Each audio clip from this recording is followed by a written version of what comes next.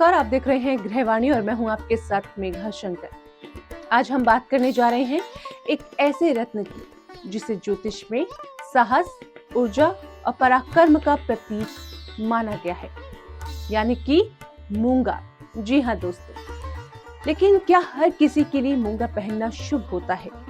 क्या ये सच है कि गलत व्यक्ति ने पहन लिया तो लाभ की जगह नुकसान भी उसको हो सकता है? और आखिर असली मूंगा कैसे पहचाना जाए, किस दिन पहना जाए, किस धातु में पहने और किन राशियों को इससे दूर रहना चाहिए? आज के इस खास विशेष प्रस्तुति में हम आपको पूरी और सरल जानकारी देने वाले हैं, ताकि आप कोई भी निर्णय सोच समझ कर ले। तो दोस्तों, ज्योतिष शास्त्र के अनुसार मूंगा मंगल ग्रह का रत्न है और मंगल को शक्ति, आत्मविश्वास, भूमि, साहस, नेतृत्व और रक्त से जुड़ा ग्रह माना गया है। इसलिए जब किसी व्यक्ति की कुंडली में मंगल कमजोर होता है, नीच का होता है या मांगलिक दोष बनता है, तब मूंगा धारण करने की सलाह दी जाती है।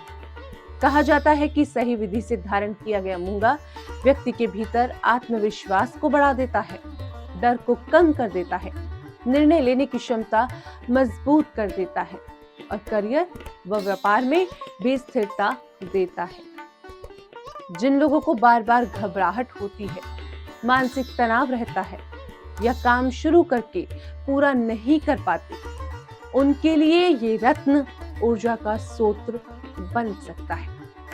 इतना ही नहीं, वैवाहिक जीवन में चल रहे तनाव, गुस्से की अधिकता और नकारात्मकता को भी संतुलित करने में इसे सहायक माना गया है। लेकिन यहाँ एक बहुत महत्वपूर्ण बात समझना बेहद जरूरी है। हर शक्तिशाली चीज हर व्यक्ति के लिए नहीं होती। रत्न शास्त्र के अनुसार मेष और वृश्चिक राशि के लिए मूंगा सबसे ज्यादा लाभकारी माना गया है, क्योंकि इनका स्वामी मंगल होता है। वहीं वृश्चिक, मिथुन, कन्या, तुला और कुंभ राशि के जातकों को लाल मूंगा बिना सलाह के नहीं पहनना चाहिए, क्योंकि इनके स्वामी ग्रह मंगल के अनुकूल नहीं माने जाते। अगर ये लोग बिना कुंडली देखे मूंगा पहन लेते हैं तो जीवन में चिड़चिड़ापन, गुस्सा, मानसिक अस्थिरता या अचानक बाधाएं भी जीवन में बढ़ सकती हैं। इसलिए रत्न कभी भी फैशन देखकर नहीं, बल्कि अपनी कुंडली देखकर पहनना चाहिए। अब बात करते हैं मूंगा पहनने की सही विधि की। तो दोस्तों, इसे शुक्ल पक्ष के मंगलवार के दिन पहनना शुभ माना गया है। सुबह स्नान करने के बाद गंगा जल और दूध में शुद्ध करके हनुमान जी या अपने इष्ट देव को अर्पित करना चाहिए। ओम अंग अंगारकाय नमः मंत्र का 108 बार जप करना चाहिए।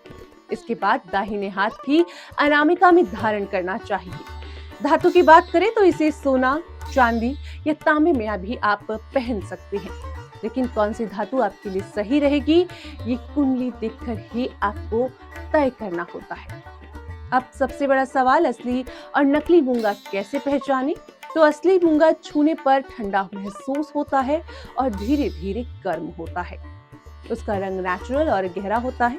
उसमें हल्की प्राकृतिक रेखाएं भी होती हैं और अगर उसे नींबू के रस में डाला जाए तो छोटे छोटे बुलबुले भी बन जाते हैं, क्योंकि उसमें कैल्शियम कार्बोनेट होता है।